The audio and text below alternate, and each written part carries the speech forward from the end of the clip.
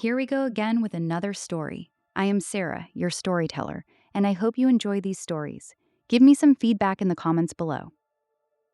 On June 12, 1942, a 13-year-old girl in Amsterdam woke up before sunrise on her birthday, crept downstairs, and found her presents waiting. One of them was a small red and white checked diary that she had picked out herself at a bookshop. She opened it that very day and wrote her first words to it. She called it her greatest gift. She had no idea those words would one day be read by more than 30 million people. I want to take a breath before I tell you this story, because it deserves one. Most of us know the name Anne Frank. Many of us read her diary in school.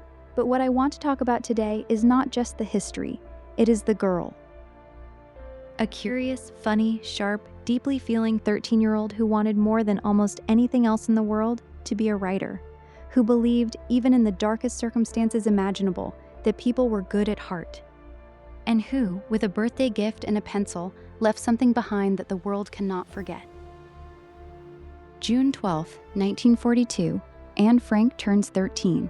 Her mother has bought her a diary, a red and white checked cloth book that Anne had spotted in a shop window and loved. She wakes up at 6 in the morning, too excited to sleep. By 7, she is downstairs. She opens the diary that same day and writes her very first entry.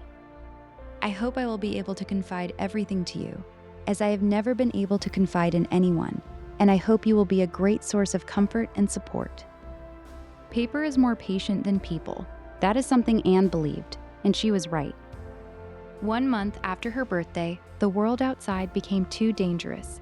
Nazi soldiers were rounding up Jewish families across the Netherlands. Anne's sister Margot received a notice ordering her to report for a German labor camp. The Frank family had been preparing for this moment.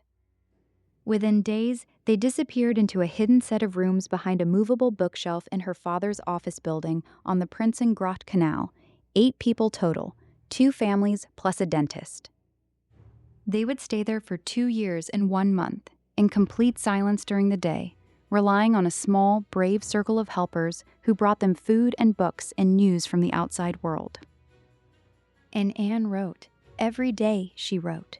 She named the diary Kitty, her imaginary best friend, and she told Kitty everything. The arguments and the laughter and the hunger and the fear, the boy she fell in love with in the annex.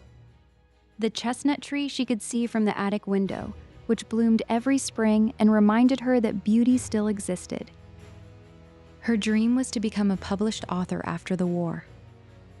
In April 1944, she wrote, I know I can write, but it remains to be seen whether I really have talent. She rewrote her diary when she heard a Dutch official broadcast on the radio, calling for people to hold on to their war diaries. She began editing her own entries, giving them titles, organizing them like a real book. She called it Het Achterhuis, the secret annex. She was planning her career. On August 4th, 1944, the Gestapo raided the secret annex. All 8 people were arrested and taken away. A woman named Miep Gies, one of their helpers, the one who had brought them food and kept their secret for 2 years, came back afterward and found the rooms ransacked. On the floor were Anne's scattered papers and notebooks. Miep gathered every page she could find, took them to her desk, locked them away, and did not read a single word. She was waiting to return them to Anne. Anne Frank died of typhus at the Bergen-Belsen concentration camp in March 1945. She was 15 years old. Her father, Otto, was the only member of their family to survive. When Miep placed the papers in his hands, she said, "Here is your daughter Anne's legacy to you." Otto read his daughter's words and wept. He had had no idea of the depth of her thoughts and feelings. He published the diary in 1947. It has now been translated into more than 70 languages. More than 30 million copies have been sold. Over 1 million people a year visit the building on the Prinsengracht Canal, where Anne once watched the chestnut tree bloom. She wanted to be a writer. She became one, just not the way she imagined. Here's what I carry with me from Anne's story. She wrote in the dark, for an audience of 1, with no guarantee that anyone would ever read a word.